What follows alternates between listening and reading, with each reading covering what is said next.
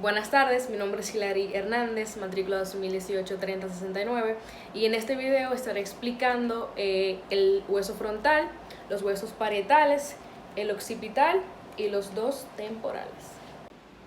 En primer lugar, el neurocráneo es la caja del encéfalo y de las meninges craneales.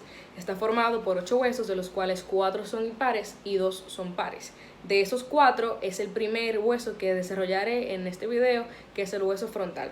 Entonces, el hueso frontal inferiormente articula con varios huesos. Tenemos que articula con los nasales, con los lagrimales, los cigomáticos, los maxilares y el etmoides, mientras que posteriormente articula con los parietales y el esfenoides. En la porción escamosa, que es la parte plana que forma la frente, encontramos 2 protuberancias que son llamados arcos supraciliares.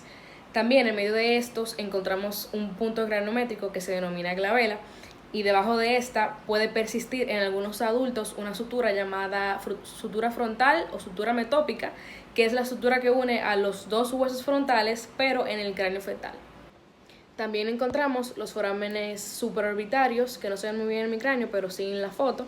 Son por donde pasan los nervios supraorbitarios, que son rama del nervio frontal. También cabe decir que el hueso frontal es el que forma la espina nasal, y aquí también encontramos el proceso cigomático del frontal. En su cara inferior encontramos lo siguiente: la incisura etmoidal, las hemiceldillas que se encuentran laterales a la incisura. Tenemos los canales etmoidales, que es por donde pasan las arterias etmoidales anterior y posterior, que también se encuentran laterales a las hemiceldillas. Intracranealmente encontramos varias impresiones. Tenemos la impresión del seno sagital superior en línea media, que es uno de los senos venosos de la dura madre, que son quienes reciben el drenaje del encéfalo.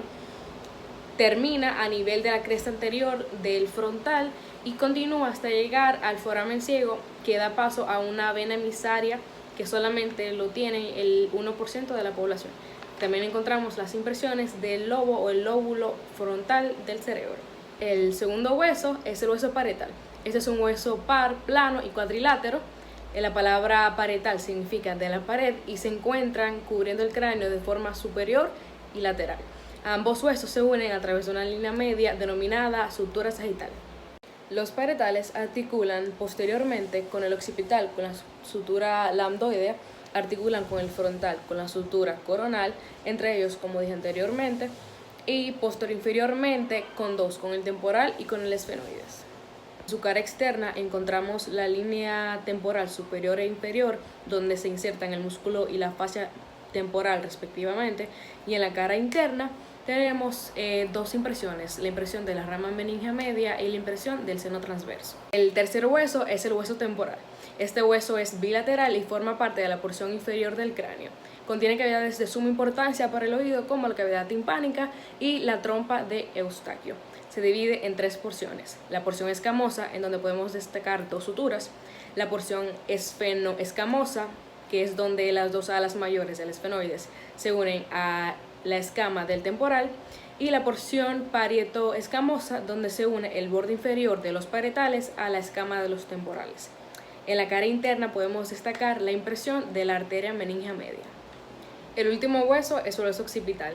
Este hueso comunica la cavidad craneal con el conducto vertebral y permite el paso de, entre otras cosas, las arterias vertebrales, la médula oblongada y el nervio accesorio.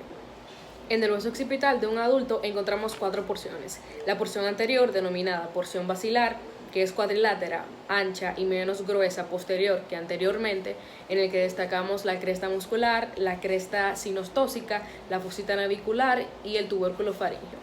Tenemos las 2 porciones laterales, que son más altas anterior que posteriormente, y una porción posterior denominada escama occipital, que es ancha, romboidal y aplanada. En ella podemos destacar la protuberancia occipital externa, la cresta occipital externa y las líneas nucales superior e inferior.